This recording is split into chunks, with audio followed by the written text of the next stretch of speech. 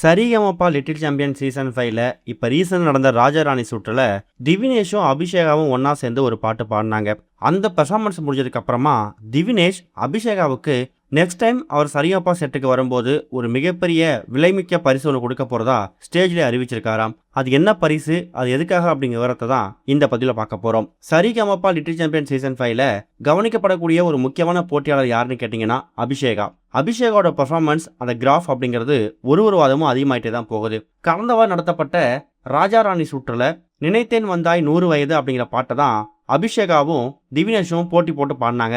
இவங்க 2 பேரோட பெர்ஃபார்மன்ஸுமே அடிச்சு தூள் கலப்புறமா தான் இருந்துச்சு. சொல்ல போனா அபிஷேகா இந்த வாரம் எப்பவும் போல கோல்டன் பெர்ஃபார்மன்ஸ் வாங்கியிருக்காங்க. ஜட்ஜஸ் கிட்டையும் மிகப்பெரிய அப்ளாஸ் கிடைச்சிருக்கு. அபிஷேகாவை singer Srinivas star of the season அப்படிங்கிற மாதிரி பாராட்டி தள்ளியிருக்காரு. இப்படி எக்கச்சக்கமான விஷயம் நடக்கக்கூடிய இந்த ஒரு ராஜாராணி சுற்றுல திவினேஷ் பாடி முடிச்சதுக்கு அப்புறம் அபிஷேகாவை பத்தி சில விஷயங்கள் பேசியிருக்காராம். அதாவது அபிஷேகா என்னை விட ரொம்ப சூப்பரா பாடுறாங்க, கண்டிப்பா இதே மாதிரி அவங்க பாடினாங்கன்னா இந்த லிட்டில் சாம்பியன் சீசன் 5ோட டைட்டில் வினரா கண்டிப்பா அபிஷேகா வருவாங்க அப்படிங்கிற மாதிரி என்கரேஜ் பண்ற மாதிரி பேசியிருக்காரு. லிட்டில் சாம்பியன் சீசன் 4ல திவினேஷ் ஓல்ட் இஸ் கோல்ட் ரவுண்டுல எம்எஸ்வி சாரோட பல பாட்டை பாடும்போது எம்எஸ்வி அவரோட ஃபேமிலி வந்திருந்தாங்க. அப்ப எம்எஸ்வியோட ஸ்படிக மாலை ஒன்ன திவினேஷ்க்கு பரிசா கொடுத்துட்டு போனாங்கல்ல. ஒருவேளை அபிஷேகா இந்த சீசனை டைட்டில் வின் பண்ணாங்களோ இல்ல ஓல்ட் இஸ் கோல்ட் ரவுண்டு மாதிரியே பழைய பாடல்கள் கண்ணதாசன் பாட்டை ரொம்ப சூப்பரா பாடினாங்கன்னா என்னோட கையால அந்த ஸ்படிக மாலையை நான் கண்டிப்பா அபிஷேகாவுக்கு கொடுப்பேன், இது ஒரு மிகப்பெரிய கிஃப்ட் அப்படிங்கிற மாதிரி ஸ்டேஜில் திவினேஷ் தெரிவிச்சிருக்காராம். இப்படி சொன்னதுக்கு அப்புறமா ஒட்டுமொத்த அரங்கமும் அதிர்ந்து போற அளவுக்கு திவினேஷுக்கும் அபிஷேகாவுக்கும் ஒரு பெரிய கைத்தட்டல் கிடைச்சிருக்கு.